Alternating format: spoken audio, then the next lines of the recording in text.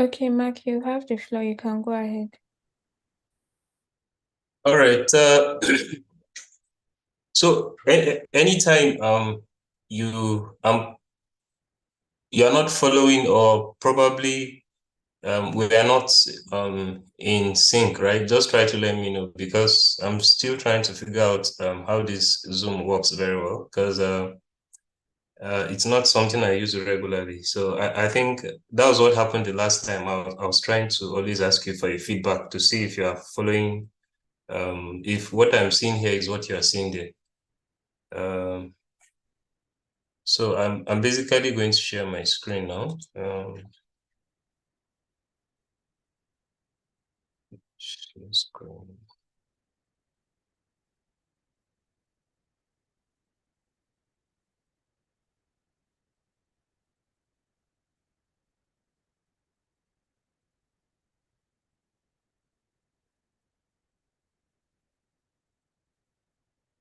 Good. Can you see my screen? I have Power BI now. Yes, we can see it, sir. All right, good. Okay, so last time, right? We stopped at where we stopped where I was showing you how to use a Power Query, and that's basically where we're going to continue today. I'm just going to get the data into the Power BI and see the things we can possibly do on Power Query, right? So Power Query, like I said, is basically about transforming data and cleaning data, taking out the rubbish, and the unwanted items that are that are inside the data that are not needed. Yeah. So like I said, if you want to load data into Power BI, where you go to is get data, and depending on what kind of data you are bringing into Power BI. Is it from a database? Is it an Excel file in your laptop? Is it from a website? Is it from different other online data system or offline data system? So I also showed you how to scrape data from the web, that is connecting to the web and extracting data into Power BI for your analytics work. So now I have a data which I've shared.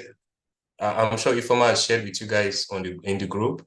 And what I will do now, I'm just going to connect to the data and then start working with the data, right?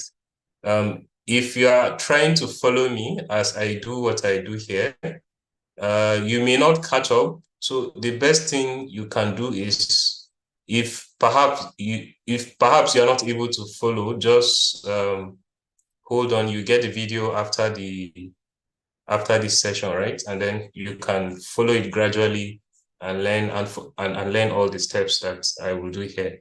So let's go to Excel book. I have the data in downloads, pizza sales. So as you can see, I can't find any file in the pizza folder, pizza sales folder. And the reason is because the file is not an Excel file. The file format is not XLSX, which is the file format for Excel. So I'm going to go back again from the beginning, get data. So if it's not an Excel, it's very likely it's a CSV file. So here we have text and CSV. So I'm just going to go to text and CSV. And as we can see, it has led us straight into where the files are. So these files are actually CSV files. And I'm going to load them one after the other, right? So we have 4 files here. So I'll bring in the first, load.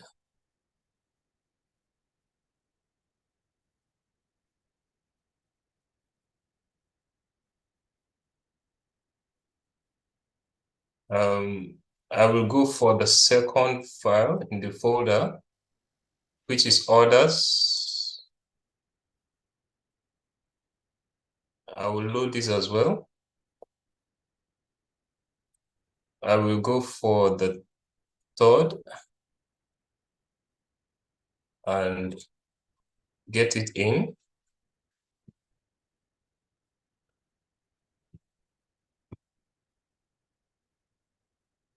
I will go for the fourth file now, which is pizzas, get it in.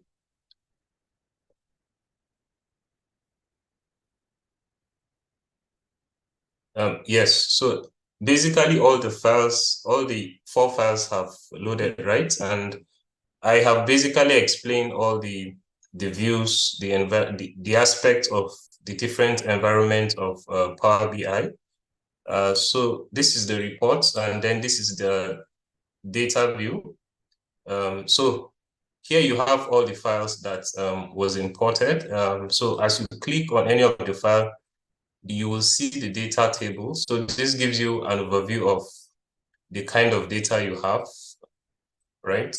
And then if you go to the relationship, the model view, you will see that now we have about 4 files.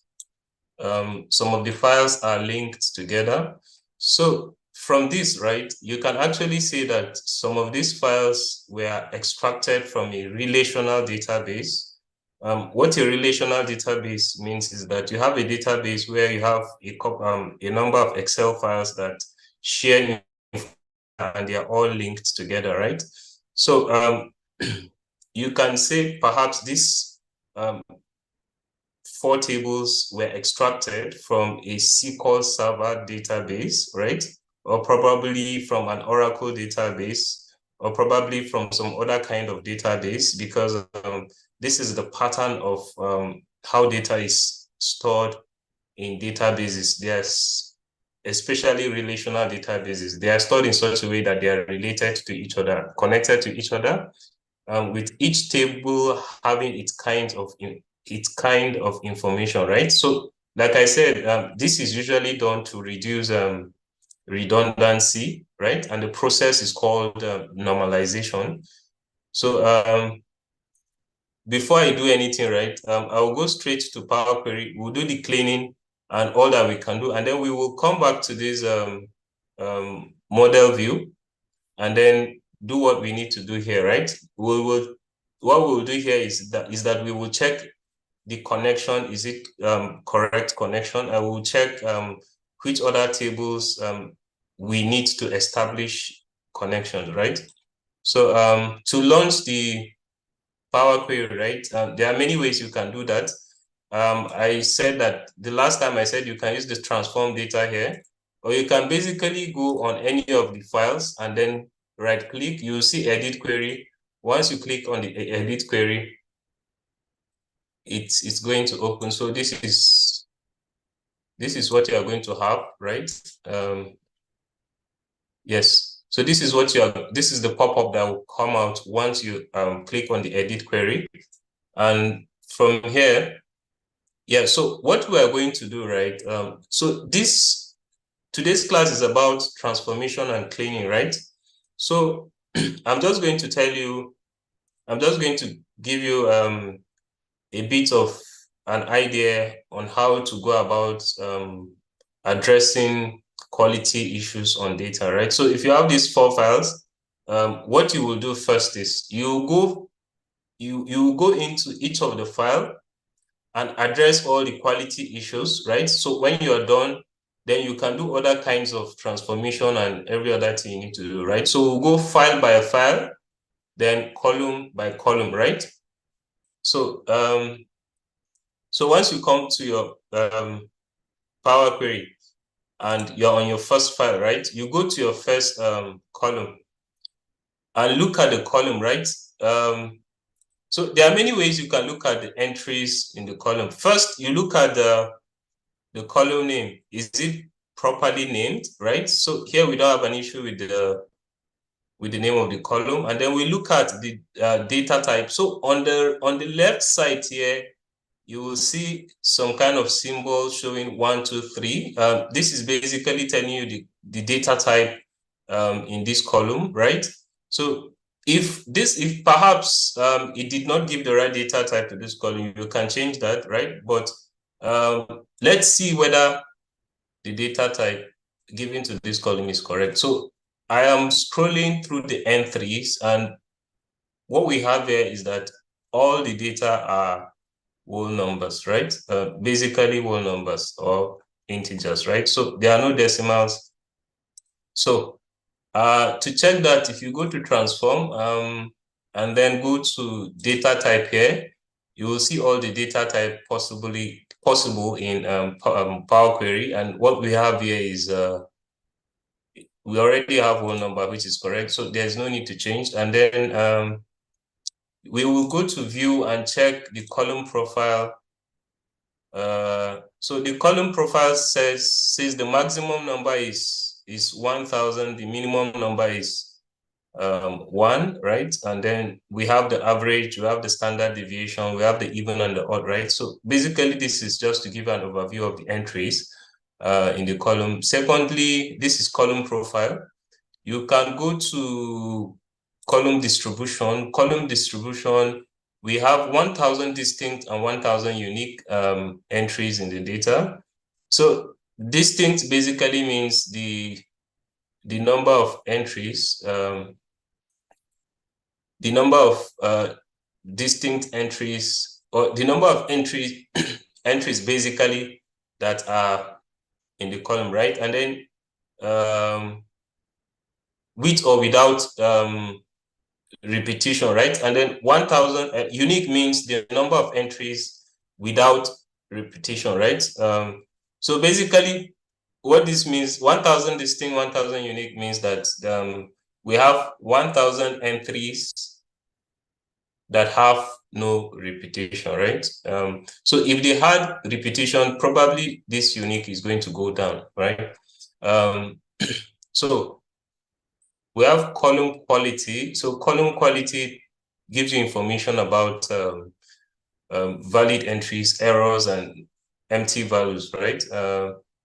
Yes, so basically those are the functions of column distribution, column profile, column quality. They just give you an idea of the kind of distribution you have in a particular column, right? So let's take this away and proceed. So we are done with the first column and we think it's good, right? So you can do the same thing to the second column, right? You check the values. So here basically it's in a good it's already good, same as the first. So this is integer or whole numbers, and I don't think there are empty values, no blanks, no empty values, no errors, right? So this is also good. So you can check if there are errors.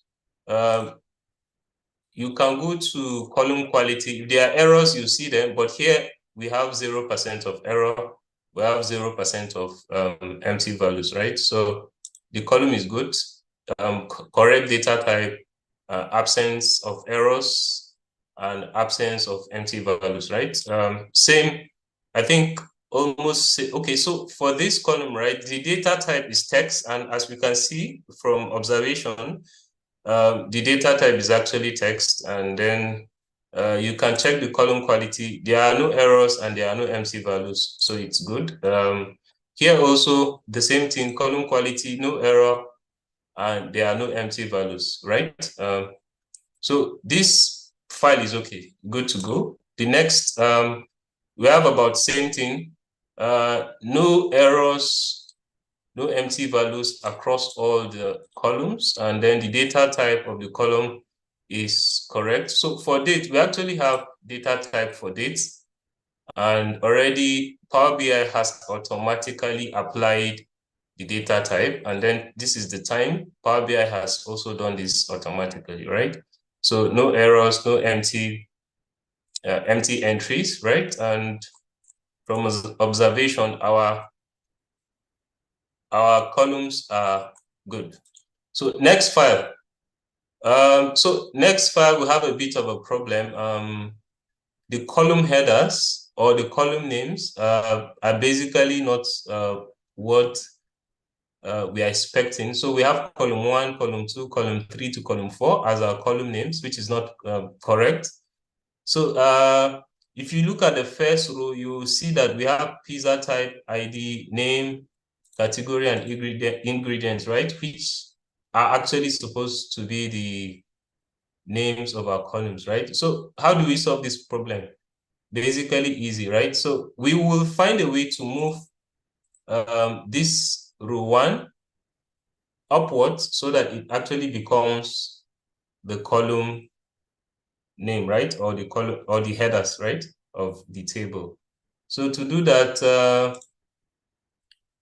we'll go to home, and then we have here, if you click on this drop down, we have used first row as headers, and we have used headers as first row. So in this case, we are basically using the first row, which is row number 1, as our headers, right? So once you click on this, basically what it does is going to promote the first row and take it up to become the headers. And then those initial headers are basically going to disappear, right?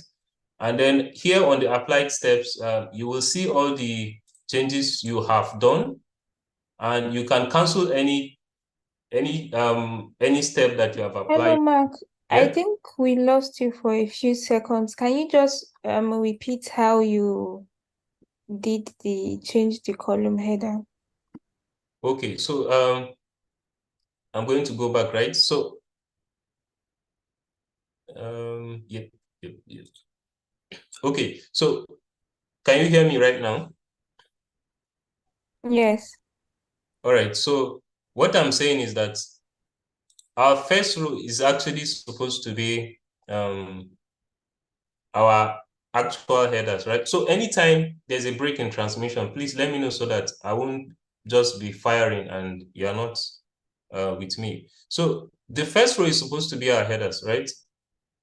Because the headers we have here are not correct, right? So we have to find a way to make sure that this first row becomes the header. So basically what we will need to do is to find a way to move the first row upwards so that it becomes the actual header. And how to do this in Power BI is basically easy. So on the home ribbon, right, in the Power Query, you go to, there's what is known as use first row as headers, and then use headers as first row. Yes, so basically what you're going to do is to promote the first row to become the header, right? So use first row as headers. So once you do this, the first row is promoted to become the header, right? So we are done with this. So if you want to cancel this applied step or this step you just did, you just need to go to the applied steps here. So all the steps you apply, they are recorded here. So you can either click on this X sign, right? If you want to totally cancel the step, or you can go to the right side, right? There's a sign like settings, right? And you can basically just, here, what you do here is to edit that particular applied step. Maybe you want to create some changes, right? So let's go back to our most recent applied step. So here we have promoted the first row to headers, and now we're going to check all the columns and see if everything is intact. So for the first column, no error, no empty values. Yep. And the data type is text. Second column, all data type is text, and then no error, no empty values. Third column is text as well, no error, no empty values. Fourth column is also text, no error, no empty value. So I think we are good here. Basically, all the columns in this file are text, right? And Power BI has automatically applied that data type, right? So the last file here, we have a pizza ID, right? No error, no empty values. Yep. And then we have pizza type ID, no error, no empty values. Yep. So here we have the size of the pizza. So basically, the whole of this data is about pizza, right? Pizza, the type of the pizza, the size of the pizza, the price of the pizza, right? And what category the pizza is, right? Yeah. So size here we have. So let's check the unique values we have in size. So we have size L for large, large size pizza, medium size, small size, XL size, XSL size. So these are the sizes available, right? For the pizza. So that's basically how to check the unique values, right?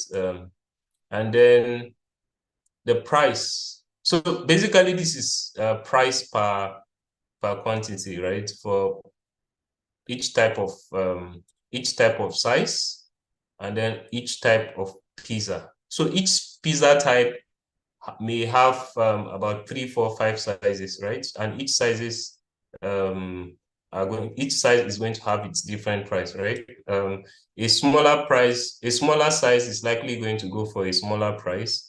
The same thing applies for a large size, right? So so the price of the pizza is a decimal, right? And from what we can see, we have the data type here automatically applied by Power BI, which is 1.2, indicating a decimal data type. So this is correct. Yep. So we cannot apply the whole number data type here, and Power BI has not done this, right? So it has already done this automatically. Sometimes it does not do this automatically, so you have to do it yourself. Yep. So that's that. So what's the next step? So we've checked all the columns in the files and they are basically okay. So what's the next thing to do?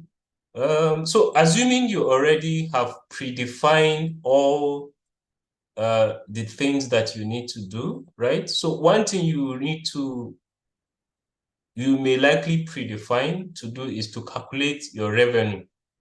And revenue is basically multiplying the price per unit and the quantity sold, right? And the unfortunate thing here is that we have the price on one table, the price is on pizza, and we have the quantity on other details, right? So the difficulty here is that if you're trying to calculate revenue, it will be a bit tricky. Let me just show you this. So to calculate revenue, right, you need to create a new column. And then from that column, you will do your calculation, right? So the column here you will need to create is a customized column, custom column. And that is where you will name the column revenue.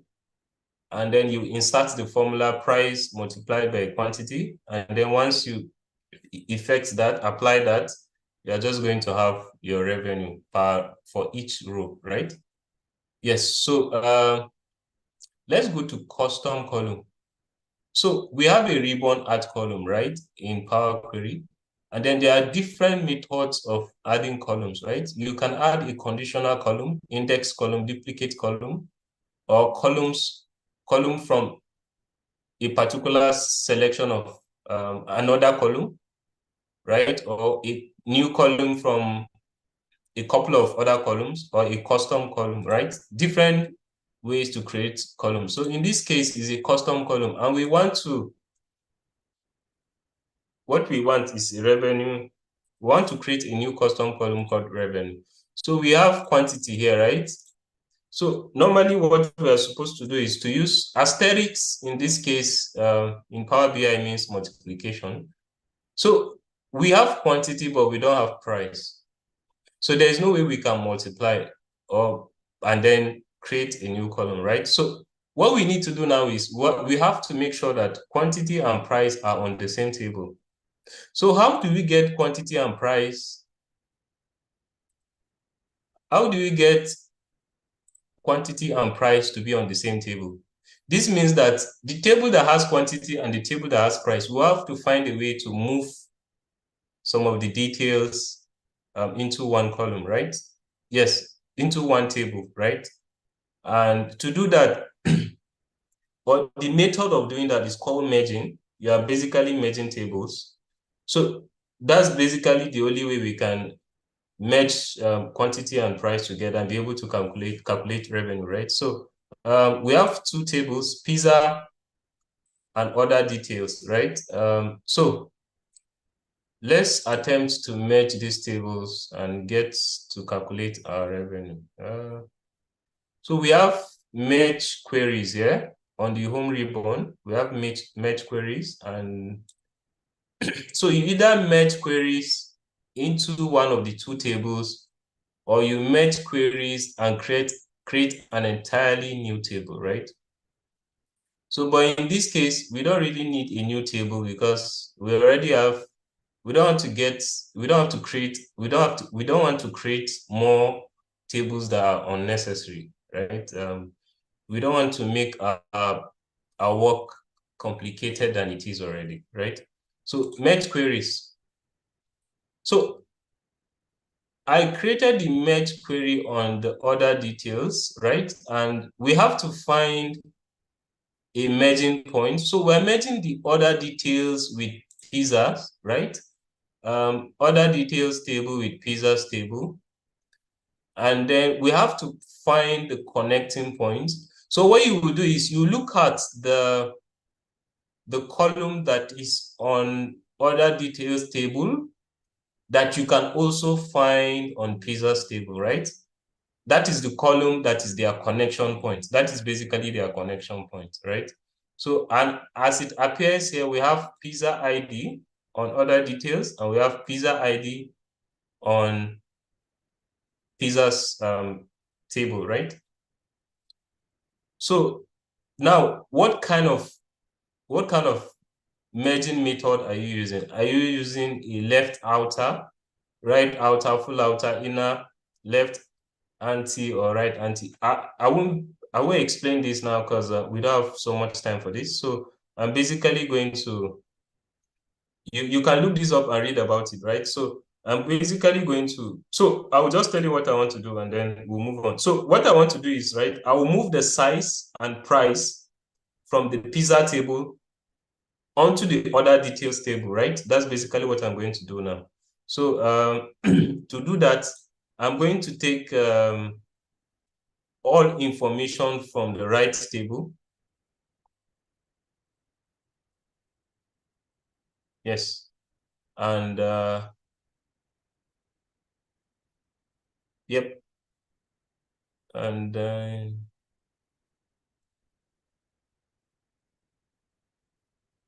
yes. So basically that, and I'm going to okay that.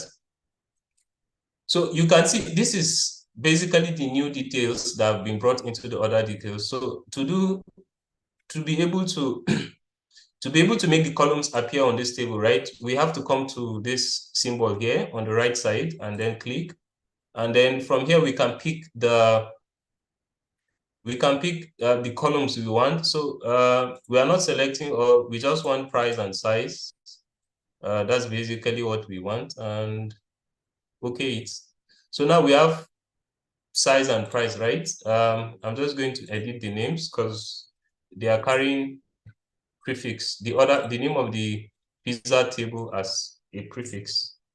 So now we have the price and size on the other details. So we have the quantity and price now together. So calculating revenue is quite easy, right? So let's go to add column and go to custom column and calculate our revenue again. Let's use a small letter.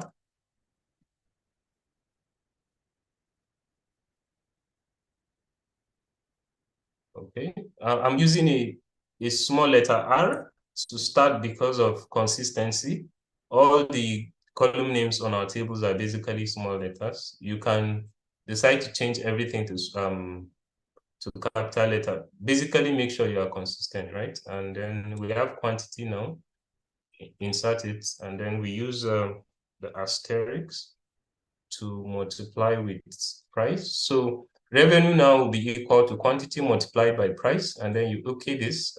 So we have a new column now, which is revenue, and all of this, the entries on the revenue column are basically the multiplication of quantity. You can just go to the values and check, right, and see what you have there. You can also go to view, where you have column profile.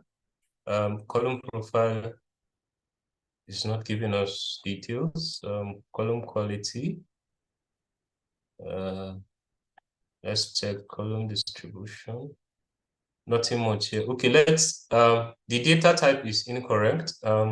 What we have, so what we have on the revenue is not the correct data type. So we have to convert it to decimal, because the values obviously are decimals. So we go to home. No, sorry. We go to transform. So the data type is on any, right? And what we have here is decimal. So we have to convert it from any data type to decimal, right? So we have decimal. Yep. So our data type is corrected now. So we can actually go to view and probably be able to check. Yes. So our column quality is working now. So if you don't have a correct data type, your column quality, column quality feature is likely not to work, right? And then you can check column profile. So we have minimum value as 9.7, maximum value as 62.25. Yeah, 62.25 is the maximum value in revenue, right? So let's check price, column quality. No, we need the profile. So the maximum value is 25 on price, meaning that our revenue formula actually worked. Although if you are scrolling through, you are likely to see that they are similar, but they are not, because from the maximum and minimum value, you'll be able to know if your formula worked, right? So we are done with this. So what is the next thing we need to do? Date, right? Now, date. So the data type for date and time already, they have been automatically applied by Power BI. So there's another thing we need from this date. We need a separate column which will carry the years alone. We need a separate column which will carry the name of the month alone. We need another separate column that will carry the number of months, month number. So month number, month name, year, they are basically different things. And that's what we're going to do now. So we have clicked on the date column, right? You need to do that. You need to make sure that the date column is highlighted, and then you go to date here. You go to, let's start from year, right? Let's extract our year. No. Let's cancel this step. This is not correct. So we have to do it from add columns. Yes, from add column. So you have to, so on transform, you will find it, on add column, you will find it, but they are somehow different. On the date on the add column will basically create a new column for you, but the date on the transform is not going to create a new one. It's just going to apply it on the same column, right? So here we have dates. We need a year. So we have a year, and years are basically whole numbers. We have the year column, and then we will get another column for month name, dates,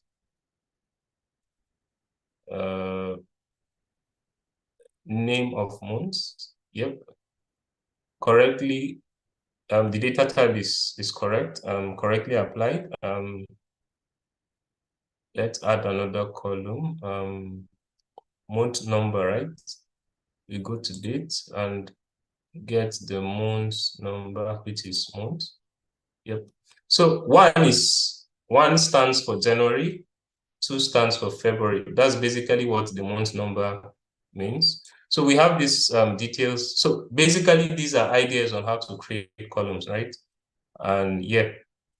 So we have this. What other thing can we do? So here on the pizza types, another thing you can do, let's say you have allergy to onions, right?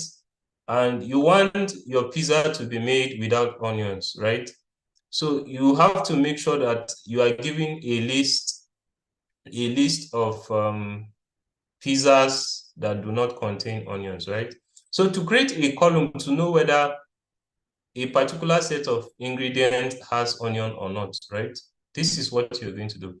You are going to create a conditional column, right? And the column, we are going to call it allergy. We are going to call this allergy. Let's call it onion allergy. Onion allergy, right? And let's call, we're extracting this from the ingredient column.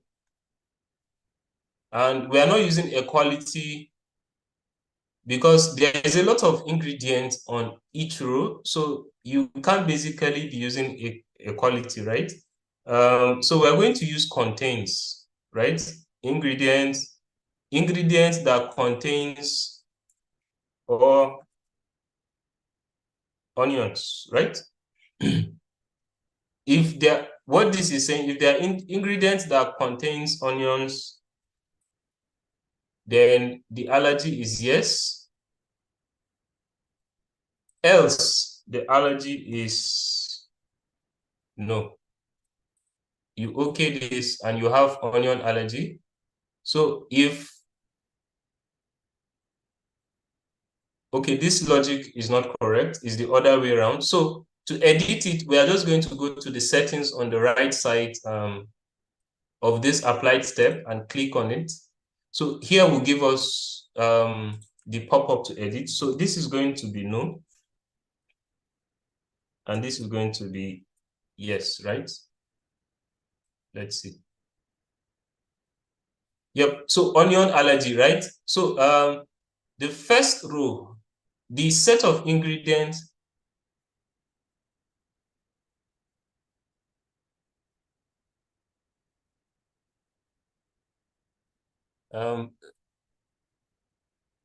let me check.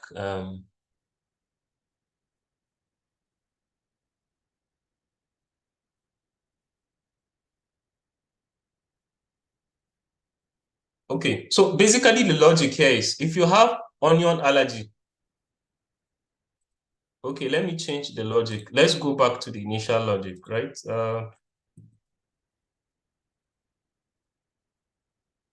Let's switch the logic again. Yep, so what the logic here means that if you have onion allergy, right? Yes means that this set of ingredients is not for you. No means that there is no, yes basically means there is onion in the ingredients, right? So if you have onion allergy, you should not go for it. No means that there is no onion, so you can take this food, you can take it, right? That's basically the logic here, the logic of this column, right? And there are many other, you can create the similar logic for allergy to tomatoes, allergy to garlic, and different other kinds of allergy. So I'm just going to leave this here, basically showing you different techniques to create columns and do other transformation, right? So this data, they are not much, there's no much depth in it. So I think we are basically good for now. So when you are good, when you've done all that you need to do, right? You need to come and totally apply all the steps across all the tables. And this is where to do it. On the home ribbon, the first feature you find there has options, close and apply, close, right? So we want to apply steps.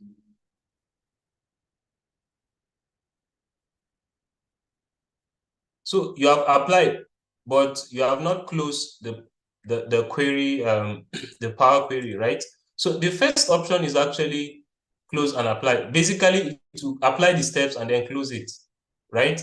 Either way, either close it, apply it, either way, right? But you can apply it and then later close it. So what we did now is we have applied all the steps across the tables, And now we are just going to close the Power Query. So we have closed the Power Query and we are back. So let's check if everything that we've done has actually affected. So here we have our revenue column that we created, and it looks good. You remember we promoted first row as headers in one of these tables, and it looks like every of the table is has correct headers. And then what else did we do? Yes, we created onion allergy column. Yes, it's here.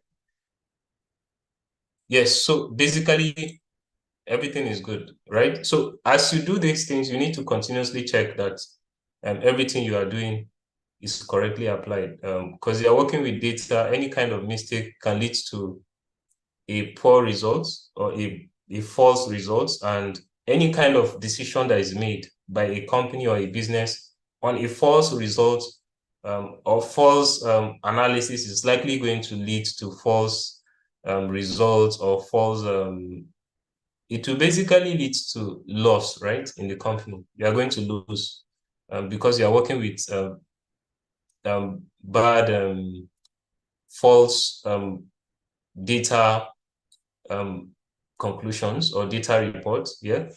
So here I'm just going to create reports. So I've showed you the kind of visualizations we have: charts, maps, and slicers, and all of that.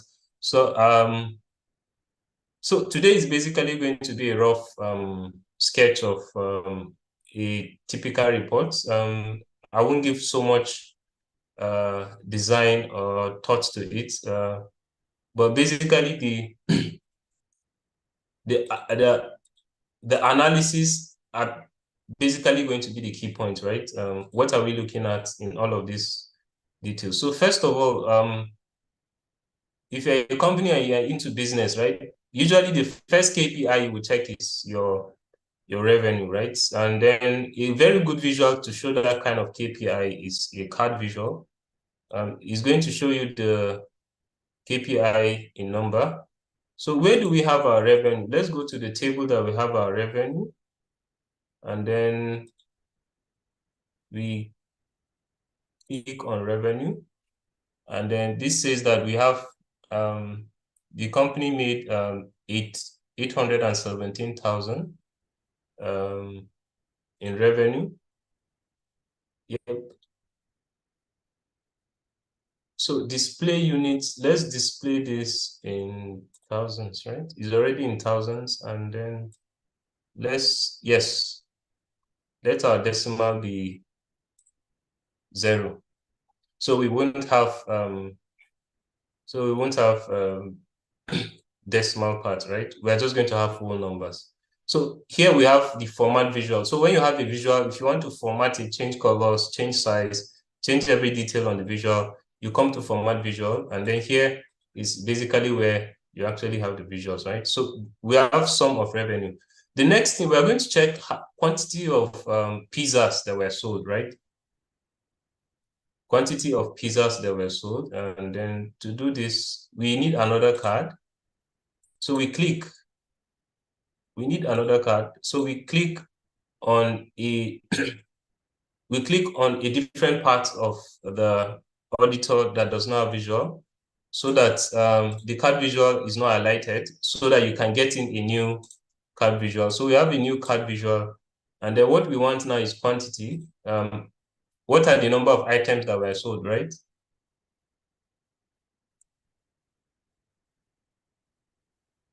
What were the number of items or pizzas that were sold? So sum of quantity. Well, so the company sold about 50 pizzas. 50 pizzas within the date period that is contained in the table, right? So what other thing are we looking at? What other thing? Probably we need the price. So we insert another card visual, and then we check the sum, the prices, and then we format this to we need 0 here.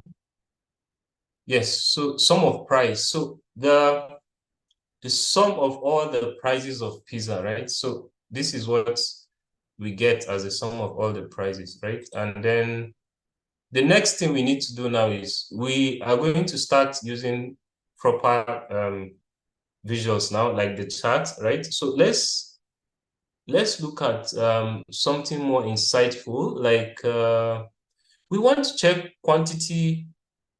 We want to check our revenue in terms of pizza category. So we have, let's take a stacked bar chart and then check the no, we are looking for revenue by category. And then the category of pizzas are on the pizza type table. So we have this. So this is our stacked bar chart for categories of pizzas, but we can see that the X column is in millions. We need to change that to thousands so that we can see the accurate numbers. So we go to the format and find a way to format the X values. We need it in thousands. Yeah. So based on what we have here, the highest selling category is the classic pizza, followed by the supreme category, followed by the chicken category, then followed by the veggie category, right? So this basically means that a lot more people, when they come to the to the company, or when they come to buy pizza, they usually go for classic the classic category. So how can you use this insight? So let's say in your E3, right, or your pizza shop, you have a customer that just came in, and the customer is like, I want to buy a pizza, but I really don't know which one to go for. How can you advise me? Then you basically tell the person. So you can basically go for what most people go for, right? So you can see the use of this insight, right? So like me, right? When I go into shops that I've not bought anything before, like maybe when I go into an Italian restaurant and I have no idea what to eat, I basically go and ask the people in there, I want to buy something, I want to test an Italian food, but I don't really know which one to go for. Can you recommend, or can you tell me what most people go for? And they're basically going to show you, right? So if you have this data, so this is one of the use cases of data, right? In business, you can be able to tell what most people go for, and be able to consistently or regularly make sure that this category is available because people go for it. And the more you do this, the more you're going to get more revenue, right? So let me move to the next. Let's do revenue by ingredient. Or let's do revenue based on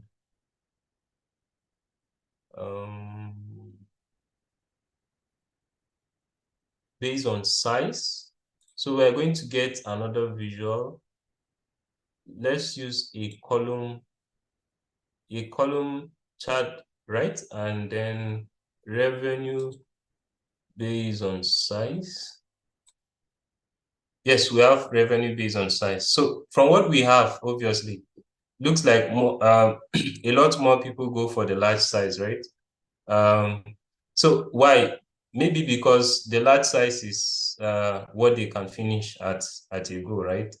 And then when you have sizes like XXL, which may look like a family size, not many times people will patronize the family size, right? So we need this, we need to show this y-axis in thousands and not millions, so that we can have an idea of the actual revenue. Because yeah, so let's go to, is on the y-axis. Let's go to the y-axis and edit our values and make sure that these values are in thousands.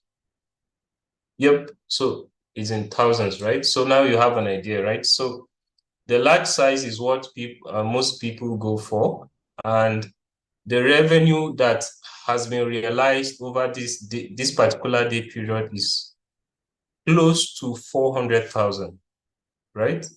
$400,000, 400,000 pounds, 400,000 Italian money. We don't really know for now, right? But you can decide to make it in dollars or probably in pounds, or sometimes a data dictionary is provided, right? So this data dictionary is going to give you the context of the money, whether it's in Italian money, British money, American money. So you'll find a way to do your analysis based on that context, right? A data dictionary is an explanation of the details in your data, like what the different columns mean, what is the context of the collection, what is just a lot of details that will give you an information on what your data is all about, right? So the next thing we're going to check, another useful information we need to find is let's check quantity by. Okay, one good thing we need to check now. Let's check the time, the month of the year that people buy these pizzas more, right? So we are going to check our revenue based on months, right? Our revenue. We already have month name and month number, right? So let's use the month name. And it appears we already have something here. So we have revenue based on months. And let me see if I can get a visual that will be more compelling than this.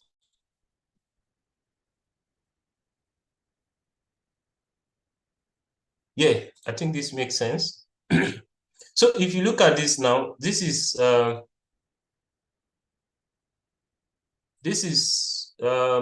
an area chart, right? And basically it gives you an area of, it gives you a trend.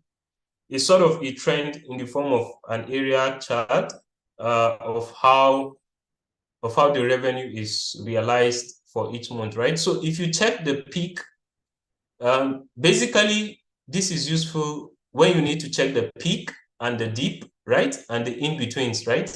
So the peak is what we have as the peak period now is in July, right? So July is the peak period where they make a lot of sales on pizza, right? And the dip period is October. October is when they make the least sales, right? So and then in between you can see there are different peaks and dips and all of that, right? But mostly the peak and the dip are usually the most important. And then from this you can begin to make business decisions. So July we have more people coming in, more people buying. So we need to optimize our services, make sure that all the pizzas are available, people are attended to in good time. And then in October, where we don't have much people buying, we can decide, okay, we don't need a lot of staff, right? But by the time we move to our peak period, we may need seasonal staff that will work between maybe July and February, because this period, obviously, there are more people coming in. And then during October, we don't need much staff because we don't have much people. Or probably you can decide, okay, why is it that we don't have much sales in October? Is it a fault on our side? Or basically people don't really tend to feel the need to eat pizza in this period, right? So if it's a problem on your business side, right, you can begin to make decisions to improve. And then as you improve, you realize that your sales or revenue are going to go up, right? So basically that's it. And then next thing up, yeah, let's look at another one. Let's look at year, right? Revenue by year. Revenue by year. Yes. Um,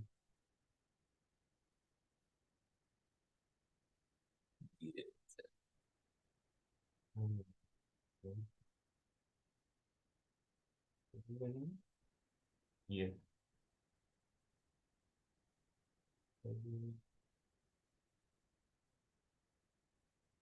So from the looks of things, right, this data basically carries information for only 2015. So there is no 216 covered, there's no 214 covered. It's basically 215. So you cannot really create a comparison here for year, because you need at least 2 years to make comparison, right? So in this case, this is not going to be useful for us, right? And then we have time. Let's take a look at the time of the year where a lot of these sales are made.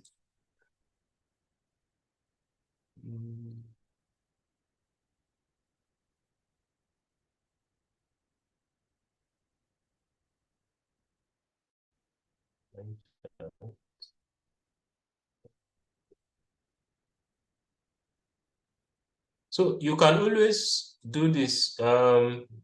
You can always take a look at the different charts to see which best explains your data, right?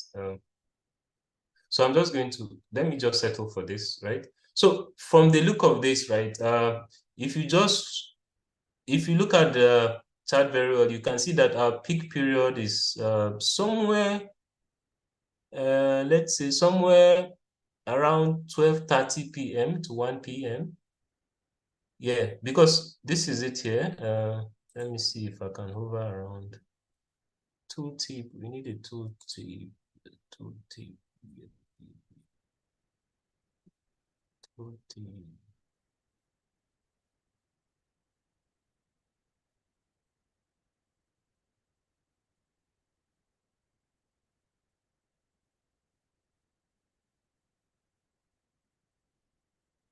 Okay, let's move forward. Yeah, okay, it's working now. Yeah, so we can see that the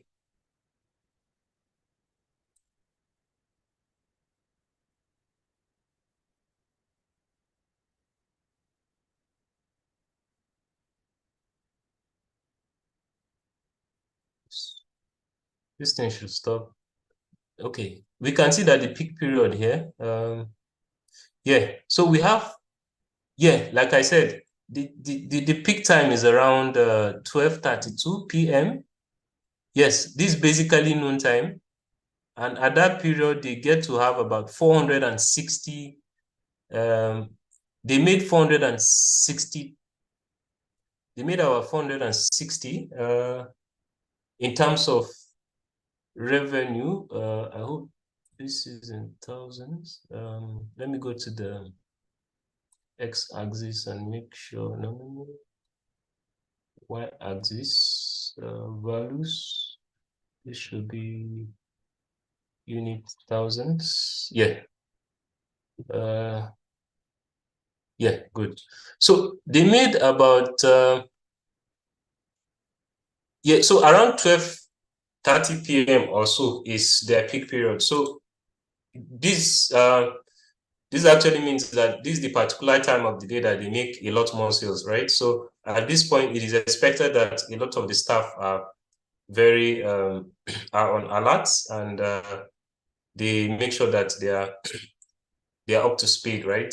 So the next thing I'm going to show you is how to use slicer, and then we can take a stop there. So the slicer we will use, let's see, let's use this slicer for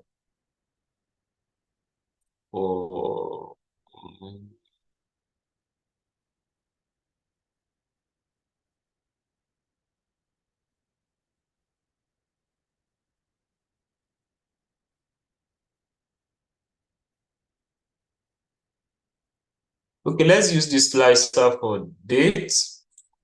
Yep.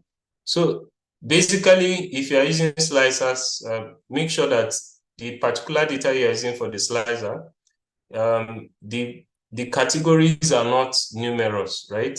You basically just need data column data with fewer categories, it's easier for you to use that on the slicer because people can basically go through the category and click and all of that. So so you can see from the slicer, right?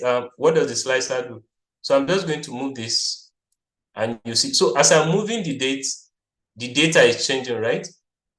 So the data is changing because this is an interactive report, and we have a relational set of data tables that are connected to each other. So once you have the date and you move across the date, all of the data will be interacting and changing as you are changing the date, right?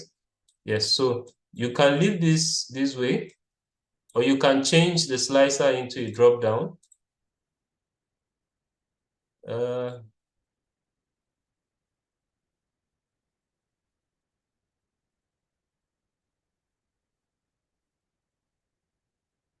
What's wrong with this thing?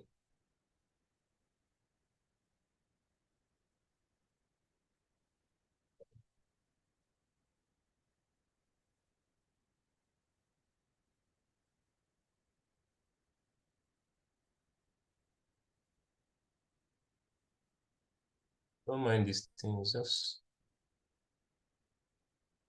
okay. Yeah, sorry. So you go to format your visual. So Power BI constantly gets updates, right? So it's very possible that the thing yesterday, or where you used to find a particular thing yesterday is not where you find it today. So that kind of thing. So you have to be in constant use to be able to get updated of all of those things, right? So slicer settings. No, okay, yeah. What we need is a drop down. Yes. So basically, a drop down means if you click, you are just going to see the different dates and then choose which particular date. What happened on the 23rd of January, Friday, 23rd of January. Once you click, you are going to see. So this is what happened on Friday, January 23rd, 2015. The total revenue realized for that day is 2,000. Number of quantities sold for that day is 152. And then prices available for that day is 2,000, right? So across the other visuals, basically similar information are displayed. So for that same day, on the revenue based on the size, large still sold out more than the others. Large size pizza still sold out. Based on category of pizza, classic pizza still sold out more than the others. And then if you go across the time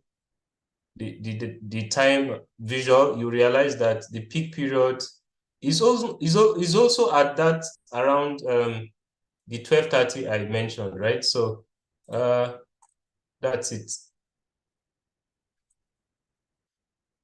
So to go back where you have everything summed up together, you have to make sure that you format your slicer in a way that you can select all the dates, right? That is all selection.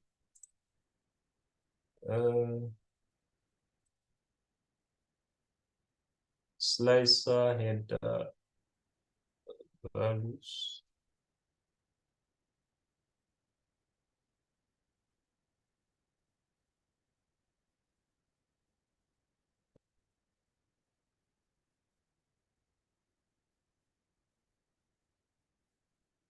Okay, yeah, selection. Select all, right? Good. Yep. So we have so right now all of the data is on Friday, January 23rd, 2015, right? So now we are going to do a select all. Select all is basically going to take us back to the original state of our report, right? So, and then you can decide to edit your background to create a bit of some kind of contrast.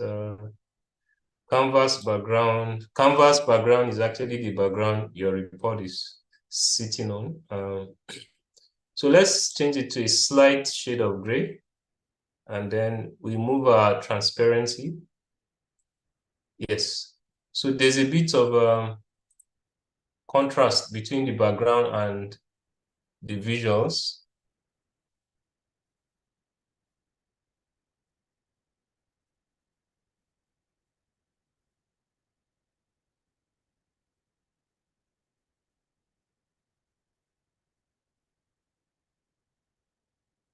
Yeah, so this is what we have.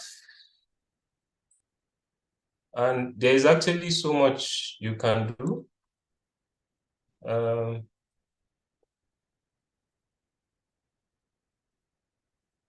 Yeah, so you can decide to have 2 pages of a report, first page and second page, and probably on the second page you can have maybe decide to say let's check revenue by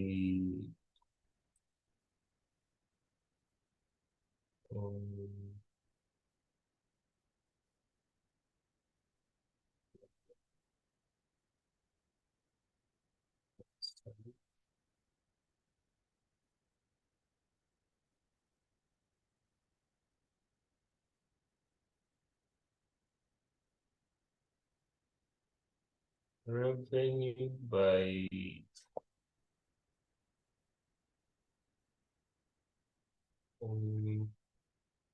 okay, name, right?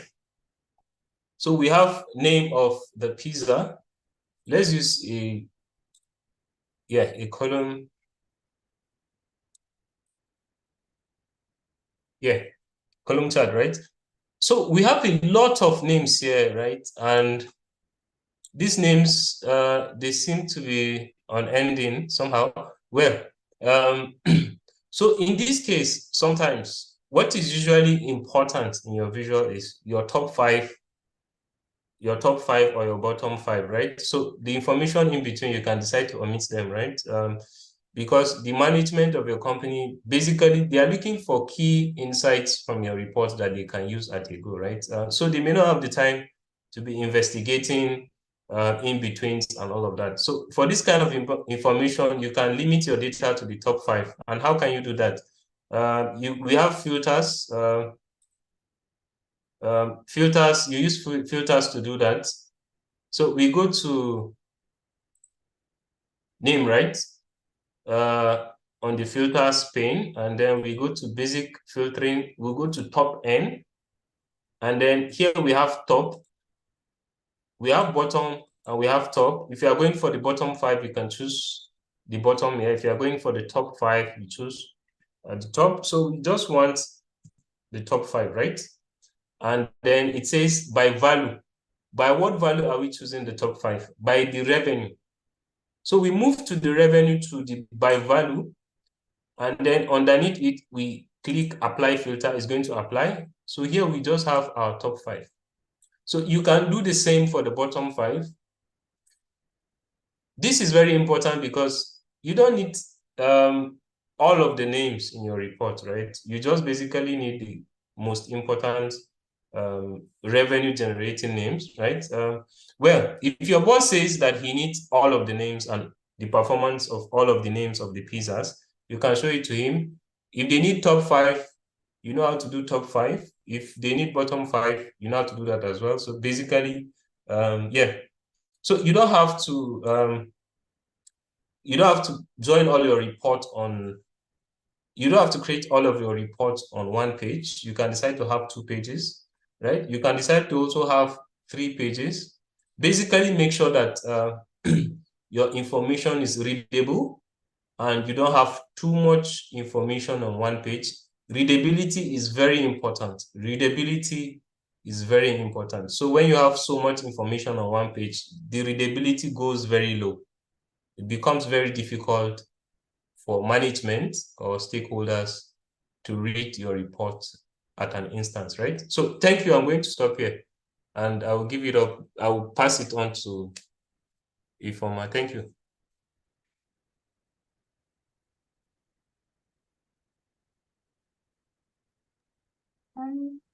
Hello, Mark. Yeah. Please, can we try to round up? Hello? Can we try to round up? Yeah, that's what I did. I just rounded up and Oh, sorry, I it's didn't over get to it. you. Sorry, I wasn't really following today, but thank you so much. To everyone, um I'll send the assignments and also some other Yeah. information. Good night, everyone.